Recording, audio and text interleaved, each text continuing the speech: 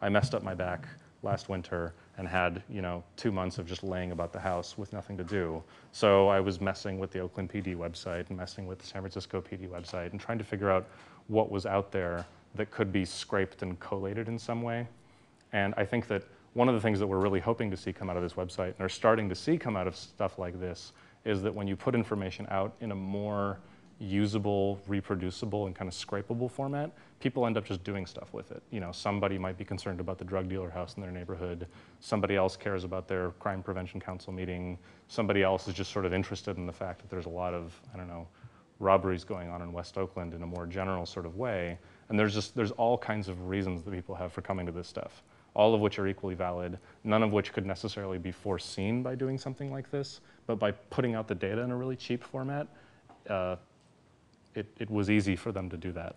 And I think cheapness is really the key of this sort of thing. Like, it took us, it took me personally a couple of weeks of messing with the data just to pick apart those images that the Oakland PD was publishing. But then once we decided as a studio that we were going to make this into a research project, it was about 2 weeks worth of work. 2 people, 2 weeks, just kind of plugging away, using open frameworks that we had designed for doing map-making stuff easily, and just putting it together into the first acceptable format that we could figure out. We did the first most obvious thing, and people responded to that pretty easily, I think, just because they didn't have something like that. I mean, we definitely got this reaction as well, the I'm so glad I don't live in Oakland, like, oh my God, there's tons of crime, what the hell do we do, kind of thing. And this is kind of the gadfly, like, busybody response that we get. I think that there's a sort of relentless negativity that comes out of publishing this kind of stuff, where if you see a map like this, where you zoom out into the entire Bay Area, and all you can see is this sea of blood red kind of washing across Oakland, it's definitely a negative way of looking at the city, like, as though San Leandro is any different. It focuses on things that I think, like the Oakland government, for example, isn't really interested in seeing out there. They would publish something like this if crime was going down. As soon as crime is going up, they're like, oh, well, maybe let's not talk about that quite so much. So we've definitely found that a lot of the reactions to this have just been like, people freaking out over what a horrible town it is without really getting a sense of the fact that there's similar kinds of things going on in Berkeley and similar kinds of things going on to the east, and just a general sense of, it's actually not as dangerous out there as you'd think it would be, given the fact that there's this wash of red all across your part of town.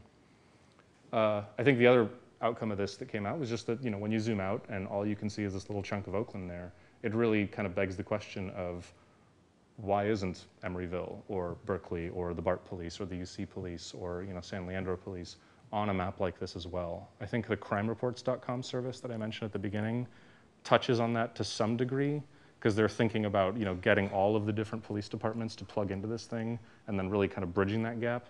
But there's a lot of reporting differences from department to department. There's IT departments that you have to talk to from police department to police department. It's a really hard problem to kind of grow this little area out into the entire Bay Area, but we'd like to think that that's possible, except it takes a ton of work and effort, not technically, but politically and socially. Like, you gotta be on the phone, you gotta talk to these people, you have to hassle them, you have to get them to like you. It takes a long time. Like, as a small service firm, we can't necessarily do that kind of chasing on our own, but what we can do is kind of like what Chicago Crime or other projects do, which is just kind of get something out there and make as much of the software open source as possible so that other people can do something with this. So that's really what we're happy about most of all. It's just that it's getting a lot cheaper and a lot easier to do this stuff. I think one of my personal outcomes that I would like to see is not anything crime related, but just a general sort of reorientation of a city like Oakland towards being open with information. I mentioned that once we learned that people were interested in the beat maps, we tried to find a map of where all the police beats were around Oakland. And after calling the GIS department, they basically said, sorry, you have to have a contract with the city in order to get this information. It's closed. Never mind that San Francisco publishes all this stuff freely. We're not going to give it to you. So, kind of having a weekend of time, I made my own map and then plugged that stuff in there, but not everybody has that possibility.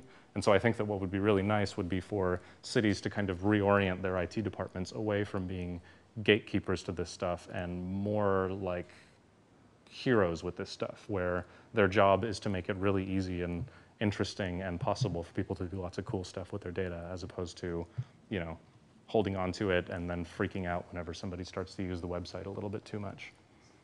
So that's it. Thank you.